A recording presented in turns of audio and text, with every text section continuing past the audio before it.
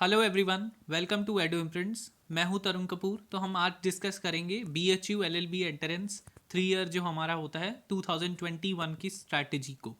तो ये जो एग्ज़ाम है ये बनारस हिंदू यूनिवर्सिटी जो हमारी विधि संकाय और फैकल्टी ऑफ लॉ है उसको द्वारा ये बेसिकली कंडक्ट किया जाता है। And it will be in both online and offline mode, दोनों मोड्स में, ऑनलाइन और ऑफलाइन मोड दोनों में कंडक्ट किया जाता है। और इंग्लिश और हिंदी दोनों में एग्ज़ाम होता है।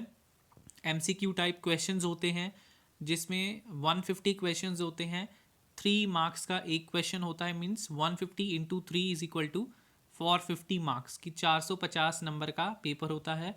और 3 मार्क्स आपको सही क्वेश्चन के मिलते हैं, मतलब 1 marks will be awarded for 1 correct answer and 3 marks, sorry, and 1 mark there will be negative marking. एक 1 मार्क्स की नेगेटिव मार्किंग होती है। एक गलत आंसर आपने करा तो आपके 1 नंबर कटेगा, एक सही आंसर करा तो 3 नंबर आपको मिलेंगे। ठीक है, तो 450 मार्क्स का क्वेश्चन पेपर होता है। और हम इसको दो पार्ट्स में डिवाइड कर सकते हैं। जैसे 120 मार्क्स का सभी सेक्शंस, जैसे legal aptitude, general awareness, reasoning and current affairs. और 20 मार्क्स का होता है लैंग्वेज। हम कैसे 20 मार्क्स का या तो हिंदी होगा या इंग्लिश होगा, ये आपकी चॉइस है कि आपने हिंदी देना है या इंग्लिश देना है। ठीक है, तो आप सबसे पहले जो लीगल नॉलेज जो होती है, लीगल जो आपका लीगल फील्ड से क्वेश्चंस आते हैं वो अराउंड 50 आते हैं, 50 से अबव भी आ जाते हैं।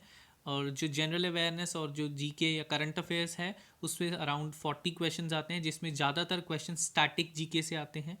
और फिर उसके बाद हमारा थर्ड है एप्टीट्यूड या मेंटल एबिलिटी। इसमें भी से भी अराउंड 40 क्वेश्चन आते हैं। 15 लगभग क्वेश्चन एप्टीट्यूड से, मेंटल एबिलिटी से 25।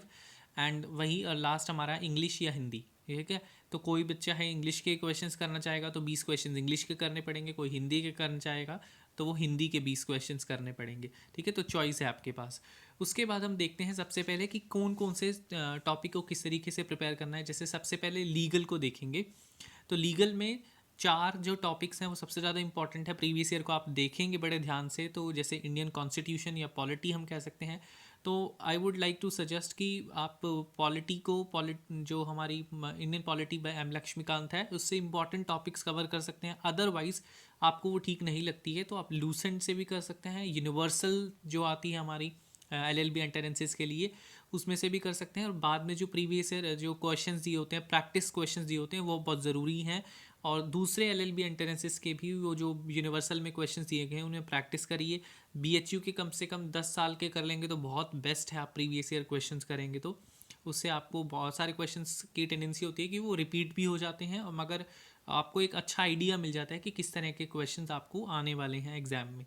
उसके बाद लीगल जीके है। लीगल जीके लाइक कि कौन पहला चीफ जस्टिस बना, ई कोर्ट्स कहाँ पर पहली बार बनी। ठीक है, तो लीगल संबंधी जो हमारी कानून संबंधी जो भी कुछ लीगल नॉलेज है, जीके है, ठीक है, तो वो आपको यूनिवर्सल में मिल जाएगी। ठीक है, या सिंगल्स में भी मिल जाएगी। एक लीगल फील्ड की एक AP भारद्वाज की बुक आती है, उसमें से भी आप कर सकते हैं। ठीक है, फिर आपका आ जाता है लीगल टर्म्स और मैगजीम्स, या जो लीगल टर्मिनोलॉजी होती है वो बहुत सारी होती है। यूनिवर्सल में भी बहुत ज़्यादा है, तो इतनी ज़्यादा आपको नहीं करनी है। यूनिवर्सल में जो पीछे MCQ हैं वो कर लीजिए, यूट्यूब पे वीडियोस देख लीजिए काफ़ी 4-5 चैनल्स की, तो आप वो लीगल टर्म्स के नोट्स बना के आप याद कर सकते हैं। रिवीजन बहुत इंपॉर्टेंट है उनका। उसके बाद क्रिमिनल लॉ, मतलब IPC से सवाल बहुत ज़्यादा पूछते हैं ये। ठीक है, ये 4 फील्ड हैं जिससे आप लीगल एप्टीट्यूड में ज़्यादा सवाल पूछते हैं।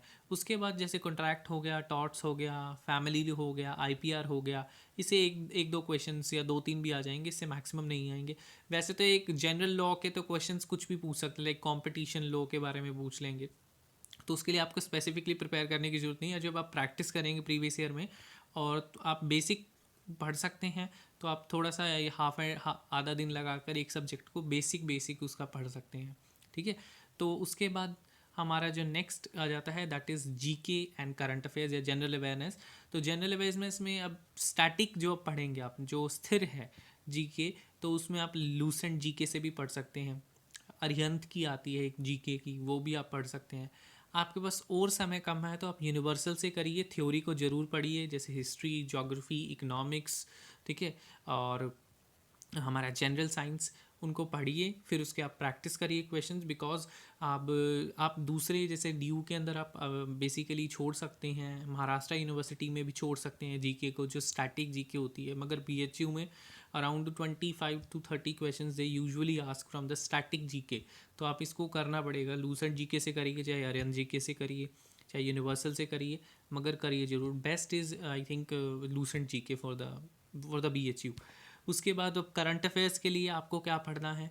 करंट अफेयर्स के लिए एनुअल टिटबिट्स जो हमने पहले बताया है वो भी पढ़ सकते हैं, जो एनुअल कंपेंडियम्स होते हैं। उसके बाद जैसे इसमें एक कैचअप करंट अफेयर्स भी आता है सिंगल का, वो भी कर सकते हैं। जीके टुडे भी फॉलो कर सकते हैं जो वेबसाइट है, और उस किसी भी एक अच्छी वेबसाइट के करंट जो है वो जो ज़्यादा डिटेल में ना हो, वीकली या मंथली आपको करा रहे हैं, तो आप उसको फॉलो कर सकते हैं। ठीक है, यूट्यूब चैनल से भी फॉलो कर सकते हैं। Stick to one source that is reliable, अच्छा सोर्स हो वो। ठीक है, उसके बाद हमारा आ जाता है जीके करंट अफेयर्स के बाद दैट इज़ मेंटल, जो हमारा एबिलिटी और जो हमारा एप्टीट्यूड है, इससे भी काफ़ी अच्छे सवाल पूछे जाते हैं। लगभग 40 सवाल पूछे जाते हैं एप्टीट्यूड से भी।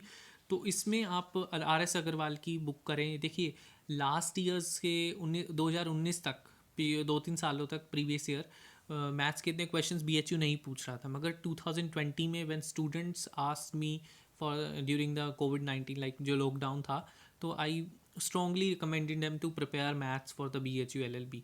ठीक है, तो और 2020 के अंदर बहुत सारे मैथ्स के क्वेश्चन आ भी गए। ठीक है, सरप्राइजिंगली कुछ स्टूडेंट्स ने प्रिपेयर नहीं करा था मैथ्स कहने के बावजूद भी, तो उनको बड़ा नुकसान हुआ। तो इसलिए मैथ्स को नहीं छोड़ना है।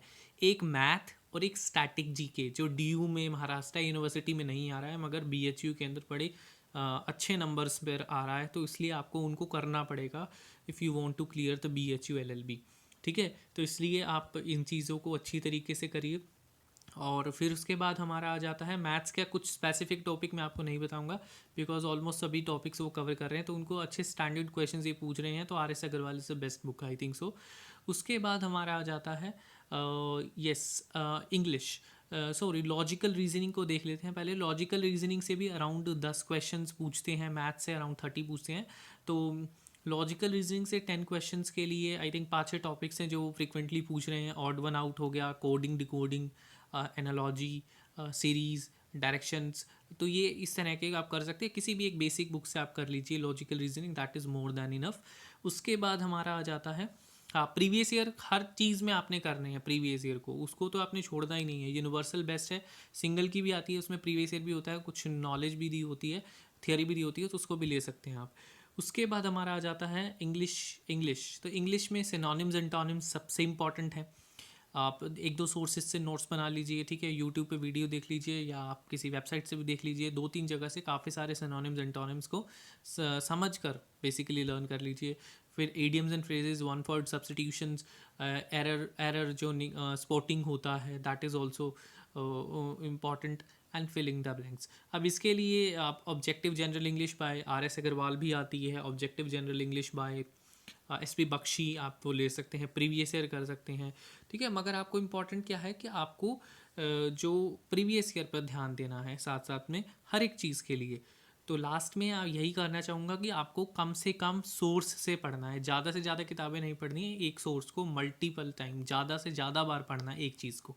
ठीक है, तो अपनी स्ट्रैटेजी को बना के रखिए। देखिए किसी की भी स्ट्रैटेजी को आप कॉपी नहीं कर सकते किसी भी एलएलबी एंट्रेंस में, बिकॉज उसका एक अलग बैकग्राउंड है, आपका अलग बैकग्राउंड है, आप अलग स्कूल से पढ़े हैं, आपका अलग टीचर से पढ़े हैं, तो हर किसी की अपनी अपनी स्ट्रॉन्ग चीज़ होती है। तो आप प्रीवियस ईयर को देखिए कि आपको किस चीज़ के ऊपर वर्क करने की ज़रूरत है। मे बी आपको रीजनिंग के ऊपर काम करने की ज़रूरत ना हो, मे बी आपकी इंग्लिश बहुत अच्छी हो तो आपको इंग्लिश के ऊपर काम करने की ज़रूरत ना हो, मे बी आपका मैथ्स बड़ा स्ट्रॉन्ग हो तो आपको मैथ्स पे भी इतना जोर देने की। तो जिस फील्ड के ऊपर आपकी कमी है उसको आप देखिए, स्ट्रेंथ्स और वीकनेसेस को देखिए, प्रीवियस ईयर को बड़े अच्छे तरीके से एनालाइज करिए।